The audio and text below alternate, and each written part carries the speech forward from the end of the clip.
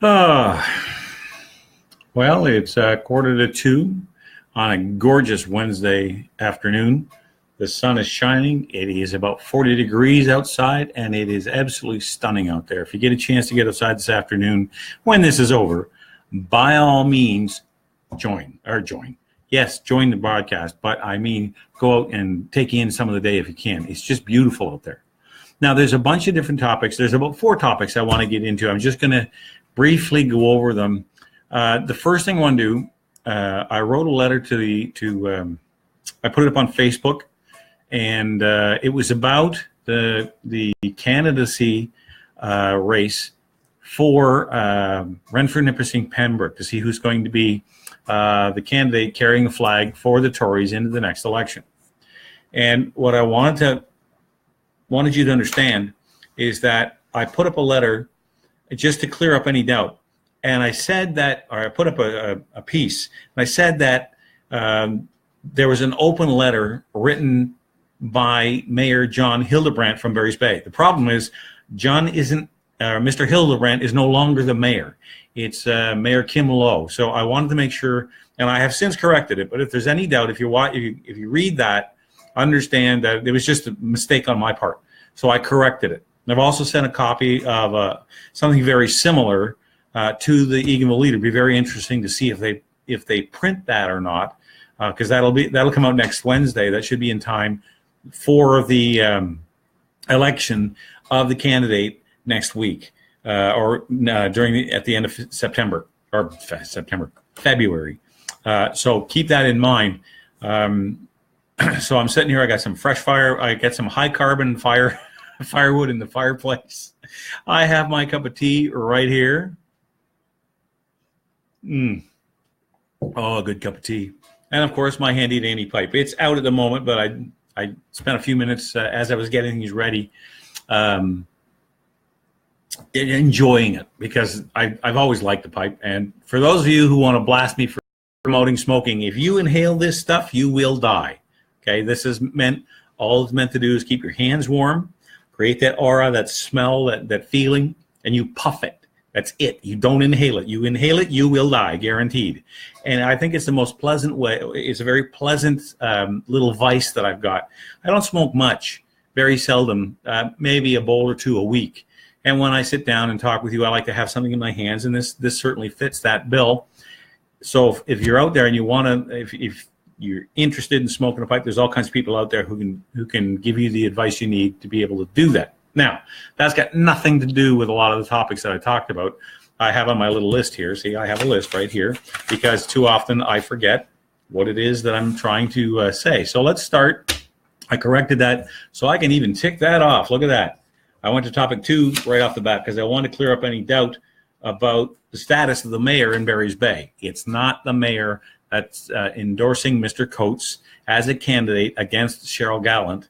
It's the former mayor, Mr. Hildebrandt. So just to be clear, okay, the mayor is Kim Lowe. That's who is, and she is not endorsing, to the best of my knowledge, anybody, which is a smart thing for a mayor to do. Don't, because you never know who's going to win. You have to work with them later. All right. So let me set that aside. One of the things I want to get into just quickly is this whole idea of this Peoplegate thing. Now, by now you're familiar with the story. There's a woman who's doing one of these town halls, and God bless her for doing it. She stood up in the middle of one of these town halls that our USOC salesman, our Prime Minister, Justin Trudeau, is holding, which for the most part are nothing but, they lack substance because he won't answer any questions. He's famous for talking in circles. The only way he could say less is by talking longer. So this woman gets up and said, look, it's maternal love that's going to save mankind. And he stopped her and he says, no, we prefer the term peoplekind because it's more inclusive. And everyone went, yay! What a bunch of brain dead doughheads. Ask yourself this. When was the last time you ever heard anybody refer to mankind as peoplekind? If they don't like the term mankind, which is ridiculous on its face, because mankind is a gender-neutral term applied to all of us. Okay? It's not gender specific. Nobody uses that term. The most they'll do is call it humankind. Well, they can't do that now because it's got man in it. It's just plain silly.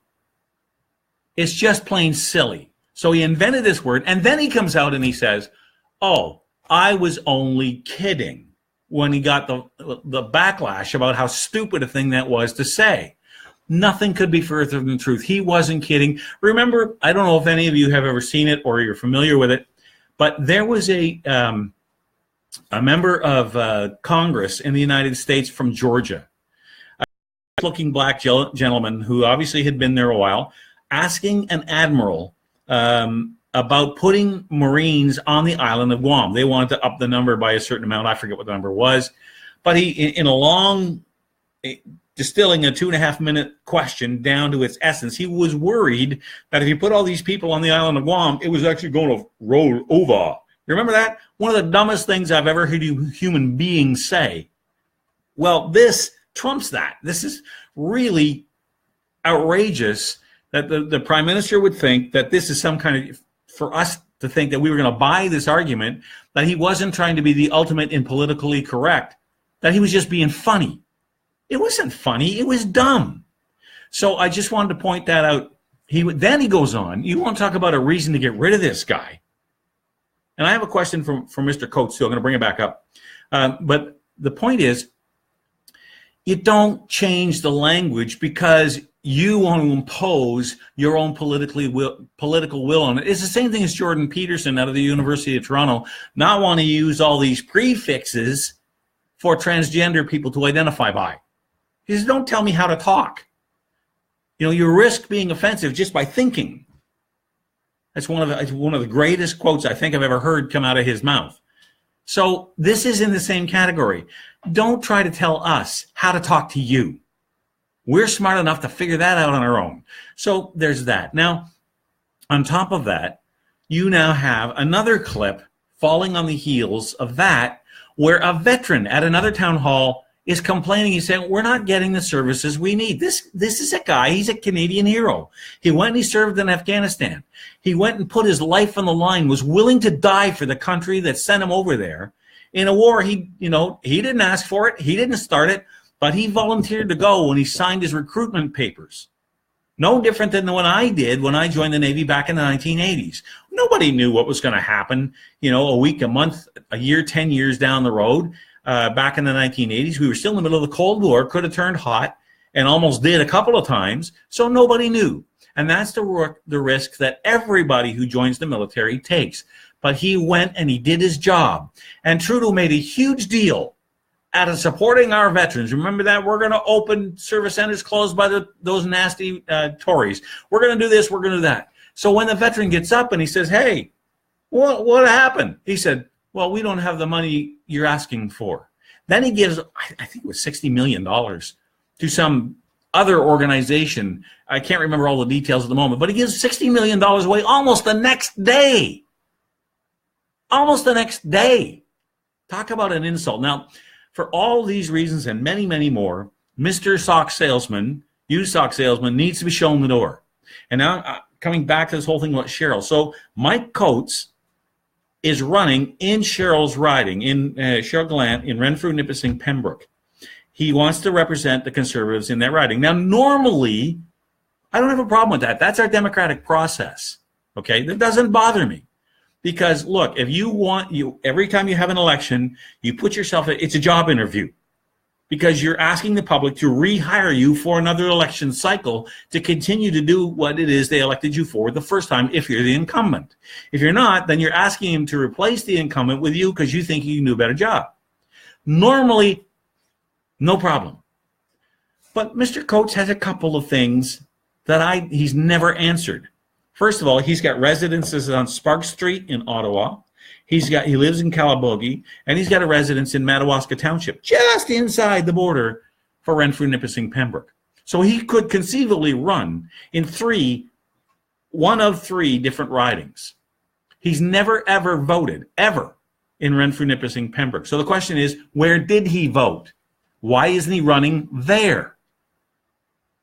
But the more important question is, why is he trying to replace a deck chair on the Titanic, or on, he wants to replace one Conservative with another? when the job at hand is to defeat the used sock salesman and get him tossed. Because when I went to school, they taught us first past the post means that whoever has the most seats after the election forms the government. So by simply swapping out conservatives, that's not going to happen. He's not going to add to that total. Okay, if he were to take on Ken and Carleton and actually beat her, that would matter. That would be something you could say is worthy of his efforts, because now the total goes up by 1 if he wins. But he's not interested in that. And that's the part that really makes me nervous about this.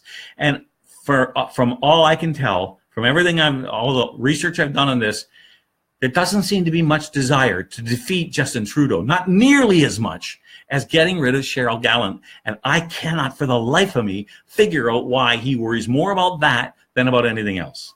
Okay, now the other thing I wanted to talk about, and I'm not sure yet, I'm still waiting to hear the answer, but you've got 4 contenders in the leadership race for the provincial Tories. Now, I went on at length on the last on one of my first From My Kitchen Table features about this whole Me Too thing that brings down powerful men simply by allegation of sexual misconduct. Okay, and Patrick Brown was a victim of that and went on saying this is not the way you get rid of somebody. I have no bones saying I thought Patrick Brown was very divisive. I don't think he was a very effective leader, and under his reign, even a win was a loss because he was no different than Kathleen Wynne. So the silver lining in all that is we got rid of Patrick Brown. So now we have 4 contenders.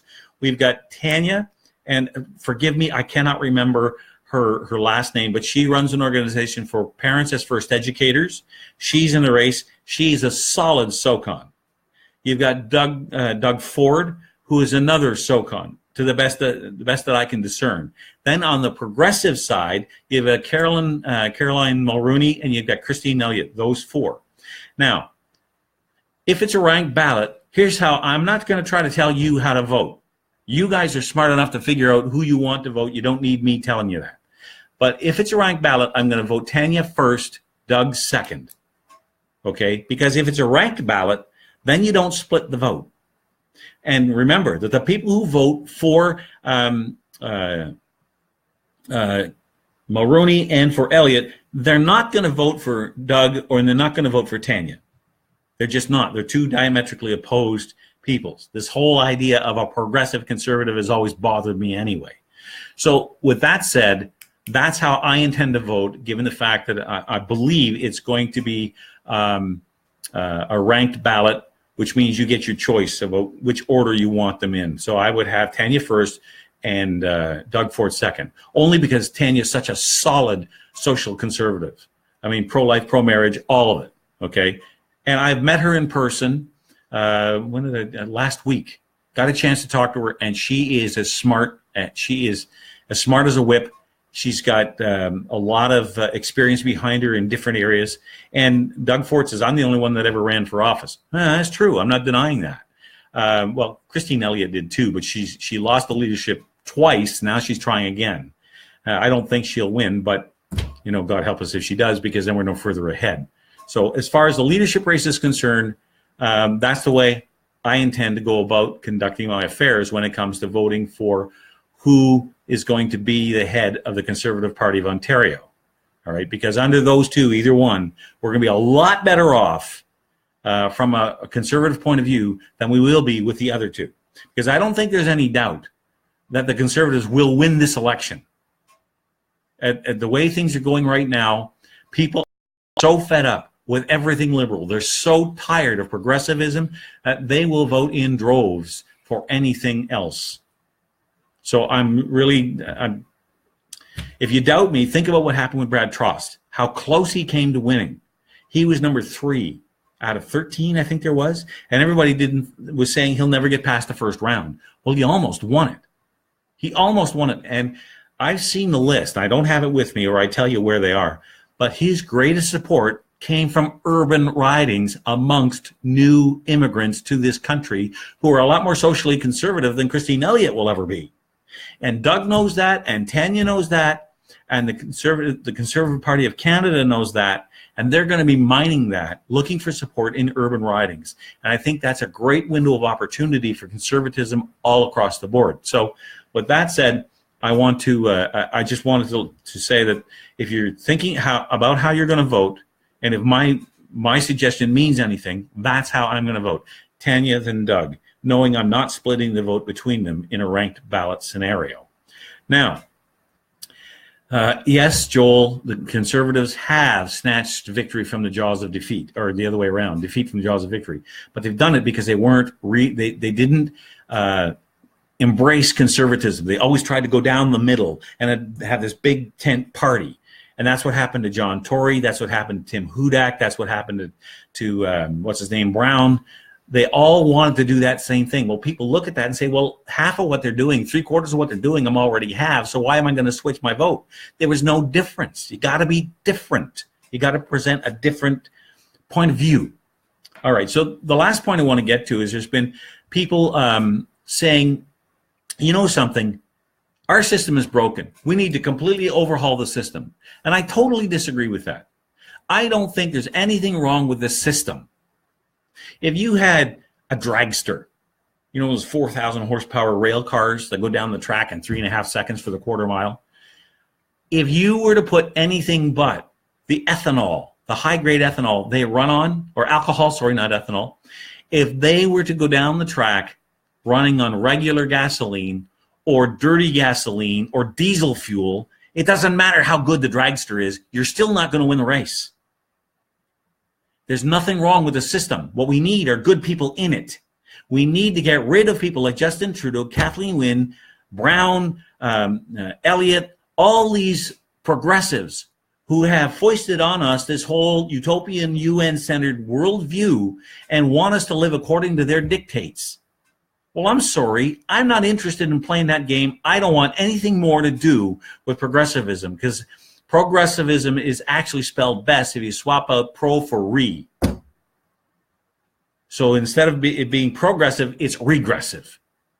Our kids are not getting smarter. Our education standards are not going up. Our economy is not nearly, we found out we lost almost 60,000 jobs here recently. And I remember the news, I think it was from the National Post business section. The headline is, our economy, the job scenario in our economy just hit the ground with a thud. Because it was all phony. It was smoke and mirrors. Because you can't impose things like the minimum wage on a society at a rate, even if you believed in minimum wage, which I don't. I don't think there should be any minimum wage. Okay, I think the marketplace should decide how much a particular job is worth. That's just the capitalist in me saying there's no way the government knows better than a guy who's running a restaurant how much money somebody pouring coffee should make. Because it only generates so much wealth for the business, and out of that wealth, that's what you pay everything with. If you had to do, and I'm getting off track here a little bit, but if you swore up and down you were going to have a minimum wage, the single best way to do it is not to do it at the federal or the provincial level. Do it at the municipal level. Let the local economy, like here in Killaloe, $15, $16 an hour is about the top of the pay scale, because the cost of living here is much lower than it is down in Yonge and Bloor or in Sparks and Spruce and Juice down in Ottawa. Who knows? Okay, because you have all kinds of different parameters that play into what it costs to live and how much you need to do that. So rather than have an artificially mandated minimum wage across the board for everybody that kills business and unemploys people and raises the cost of everything, let the local municipalities decide. And then you have a true reflection, or a more accurate one, of what the real minimum wage should be. Now, I've never heard anybody in any political circle mention that, but I think it's absolutely the way to go if you have to have a minimum wage in the first place. All right, now, so getting back to is our system broken? I'll wrap up with this. No, our system is not broken. The people in it are. We need to replace those broken people who have imbued within themselves this Marxist, Leninist, Hegelian attitude that says all of us are equal. but some are more equal than others. Go back. I know some of you are probably too young to remember this, but in high school, when I went through high school, we read the book Animal Farm. And they had all these commandments, like almost like a secular version of the Ten Commandments painted on the barn wall. And every day it got up and the rules got smaller and smaller until one morning the animals got up and there was this one line. All of us are equal, but some are more equal than others. And that's what progressivism does to you. It's the most racist, it's the most bigoted, it's the most destructive force on the planet. And when I'm talking about progressivism, I'm including socialism, fascism, communism. All three of those kissing cousins, all cut from the same cloth, are an acid tearing away at our society and the culture that built it. All right, I want to wrap this up. Thank you very much for joining me. I'm going to be posting this on Facebook as soon as the video is ready. I'm going to download it and put it up on Facebook, on YouTube. So I'm going to encourage you to go to YouTube and please click on the likes, subscribe to the channel. I know I do these roughly once a week, sometimes 10 days or so, but I will be continuously adding to them. And the other thing that I'll be doing here in the near future is a friend of mine and I will be co-hosting a show. It won't be like this. It'll be from Ottawa. And I'm not sure what we'll call it yet. It'll be the Guys in Blue or something like that. And we'll look at different issues. Like one of the first ones I want to tackle is this whole educational curriculum. It's not just a sex ed. That's a reason enough to scrap it because it was written by a pedophile. Okay, we need to get rid of it for that reason alone. But there's other things in it that are absolutely laughable. So we'll tear that apart and show you what's wrong with the curriculum beyond just the sexual education that the kids get in that. And, you know, setting that aside, that's bad enough. But when you start hearing things about how they teach kids to jump and throw and all this stuff, it'll blow your mind. All right, thank you very much for listening. I appreciate it. And please, when you get to YouTube, go to YouTube, pass this around, share it as far as you can, and go to YouTube, click on like and subscribe, please. Thank you very much, and we'll talk to you again next time.